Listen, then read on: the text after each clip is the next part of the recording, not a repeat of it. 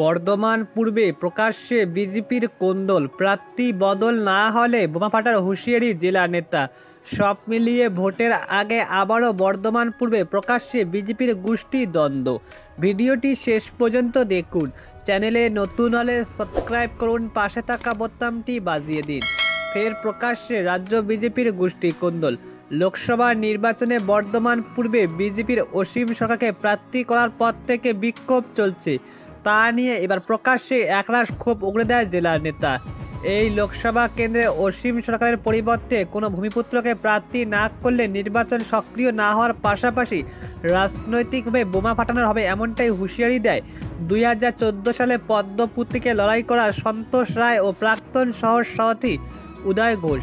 2014 সালে বর্ধমান পূর্ব লোকসভা কেন্দ্রে বিজেপি প্রার্থী হয়েছে সন্তোষ রায়। বুধবার সন্ধ্যায় এক লোকসভা কেন্দ্রে বানকাপাড়া স্টেশন সংলগ্ন এলাকায় কর্মীদের নিয়ে একটি সভা করেন তিনি। সেখানে সাংবাদিক সামনে অসীম সরকারকে প্রার্থী করায় তিনি মেনে নিতে অস্বীকার করে। আগে বহুবার একই জিনিস হয়েছে। ভূমিপুত্র যারা তারা অনেক কষ্ট করে দল লড়াই করে, তারা টিকিট পায় না। কয়েকজন নেতা নির্দেশে পার্টি ভুল পথে চলেছে, এই প্রার্থীকে সরাতে হবে, এ নিয়ে লড়াই করা যাবে না। প্রার্থী না বদলালে শীর্ষ নেতা এসে লড়াই করুক। সন্তোষ রায়ের পাশাপাশি বিজেপি প্রাক্তন শহর সভাপতি উদয় ঘোষ বলে, আজকে আমাদের এই বৈঠকের পর রাজ্য নেতা আলোচনা ইতিমধ্যে চেতনা না হলে তাহলে আমরা প্রতিবাদ তুলব। 19 এপ্রিল মনোনয়ন শুরু হওয়ার আগেই আমরা রাজনৈতিকভাবে বোমা ফাটাবো। তাতে বিজেপি রাজ্য নেতাকর্মী বুঝতে পারবে বিজেপি কর্মী কী করতে পারে।